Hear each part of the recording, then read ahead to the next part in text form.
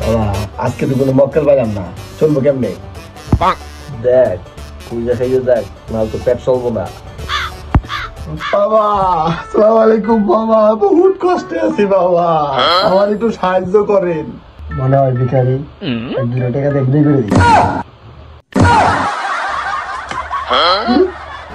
দূর মিয়া, আমি আইছি আপনার কাছে একটা সাহায্যের জন্য, আপনি আমার একটা সমস্যার সমাধান দেন। চিন্তা করিস না বৎস, সকল সমস্যার সমাধান কলা বাবার এখানে আছে। কলা বাবার নিয়ম অনুসারে 3টা প্রশ্ন করিবে, 100 টাকা হাদিয়া। আপনি যদি রাজি থাকেন তাহলে আমি কলা বাবাকে ধ্যান প্রশ্ন করব। করেন বাবা করেন, তাড়াতাড়ি করেন, আমার আর সহ্য হচ্ছে না, তাড়াতাড়ি করেন। বাবা বাবা বাবা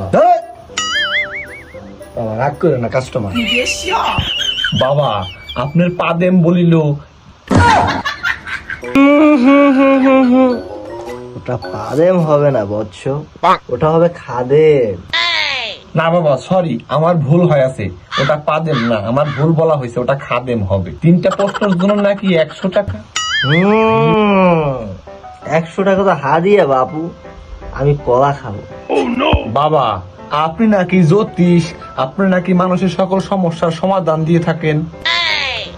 বৎস তুই ঠিকই শুনেছিস, কিন্তু বাবা এই মাত্র 3টা প্রশ্নের জন্য এই 100 টাকা, টাকার অঙ্কটা একটু বেশি হয়ে গেল না?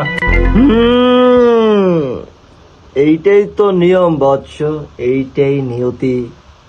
দাও এবার তোমার 100 টাকা দাও। কিন্তু বাবা আমি তো কোনো প্রশ্নই করলাম না। বুঝি না, দেখো বাবা তোমার 3টা প্রশ্ন শেষ। ধরা খেয়ে গেলাম নাকি?